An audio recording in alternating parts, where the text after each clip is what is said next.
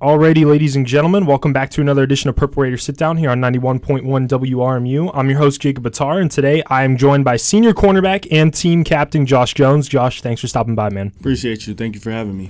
So, Josh, we were just talking about it at the beginning right before this interview, but this past weekend, you guys allowed just 7 rushing yards, 99 passing yards on the day. And from the secondary standpoint, you guys allowed just a 25% completion percentage, had 9 pass breakups, and you had an interception yourself. Just got to ask you, man, what clicked for you guys in the secondary to put up such dominating stats? It's really Coach Ely. He always putting us in a, like I always say, he always putting us in a good position to make plays and do what we're supposed to do as a secondary and as a defense. And then it also comes from field work. Always got to be watching film and just knowing what you got to do at the right time. Yeah, for sure. And you guys do a great job with that on a weekly basis. It's definitely fun to watch it up in the booth. We love it. That. We love it, too. We love the support. Yes, sir. So I asked Duke Hill this same question last week when he was in here, but Josh, you were also named the team captain this season. What does that honor mean to you? It means a lot because especially putting your heart into this game, especially at Mount Union, I just really appreciate it. I thank my teammates for that and just giving me the support that they always do to do what I can do. So, and I just got to give it back to them.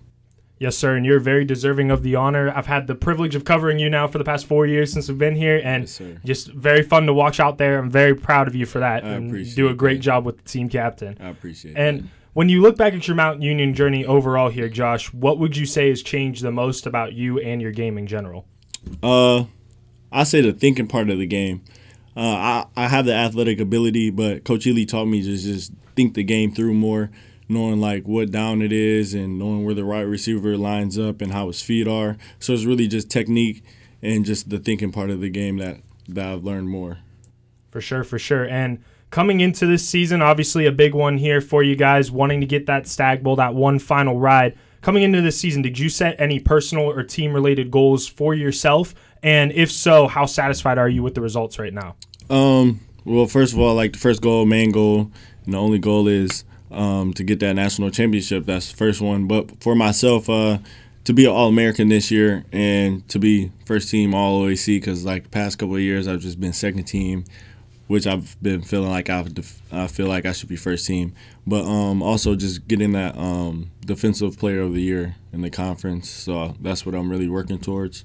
For sure. And I would say that you're on a great track for that. I'm agreeing with you. I think you should have been the first team the past couple of years as well. Definitely one of the playmakers in the secondary. So I appreciate that. Of course, man. And going back a few weeks ago against Muskingum, you had the 3rd pick six of your career here at Mount. And I'm sure that all of your pick sixes are memorable, but I'm just curious, man, if you could rank the pick sixes from your favorite to least favorite. So just for the listeners back at home, 2021, the 30-yard INT at Marietta, 2022, 28 yards against Wilmington, and then this past a couple weeks ago against Muskingum, 64 yards. If you could rank them. I say my first one at Marietta because that was the silencer of the crowd, so I ranked that number 1. And then the second one would be this past couple of weeks, the Muskingum one, because that ranked a milestone. And I didn't even know that until like halftime, and everybody was showing me. I was like, wow, that's crazy. And then lastly, the Wilmington one, it was just, 26, but like I had Rossi's help on that one, so I give him credit for that one. For sure, man. Anytime you get an interception, I hold my breath up in the booth because I'm just like, he can take it to the house. Everybody does. And I know this past week, Heidelberg was really scared. That's why he tackled me the way he did. So yes, sir. I know it's always scary for him, but as it should. That's how I like it. Yes, sir. Definitely a big playmaker. We love it here. So I got some quick, fun-hitting questions now here for you, Josh. So I've asked this to every player that's come in here each week. Favorite team or teams? So it doesn't have to necessarily be NFL. It could be like NBA, MLB, anybody you want to highlight. I like the Cleveland Browns because everybody says that everybody hates on them, but Cleveland Browns, that's the hometown team, so I'm gonna go for them.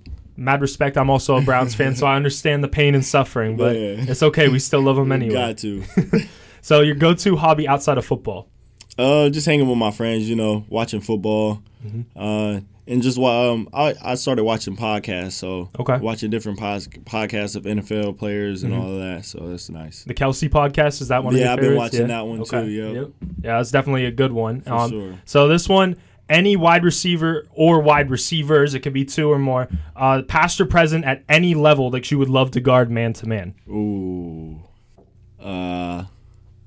First, I'm going to say Jerry Rice. Okay. I wish I could guard him. Okay. And then present, I'd probably say either Justin Jefferson or Devontae Adams. Okay. Yeah. I would love to see those matchups Yeah. happen too. I love the Jerry Rice respect too. Got to always. Yeah, he's number one. Got to. For sure. He's definitely in my books too, like the Yeah. greatest wide receiver ever. So that's awesome. And now, kind of vice versa here, any quarterback, past or present, at any level that you would love to intercept. I say Tom Brady. Okay. Tom Brady number one, and Mike Vick. Mike Vick, yeah, that would be a tough one. He's going out of the pocket. You got to keep your eyes on him. Yeah, that's for sure. Tom Brady, I don't know if Duke Hill would be happy with you on that one. Patriots fan, I learned that last week.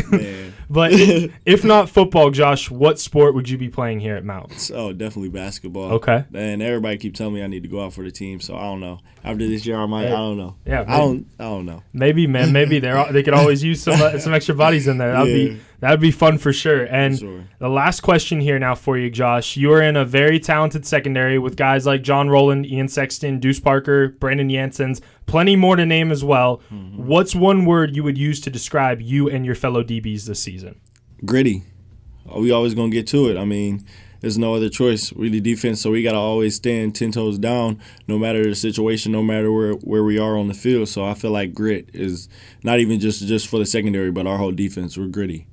For sure, yeah. You guys have been very dominant so far, very gritty, like how you said. And Josh, really appreciate your time today, and thanks for stopping by. I appreciate you. Thank you. Yep, thank you all for listening to another edition of Purple Raiders Sit Down. We are just moments away from kickoff.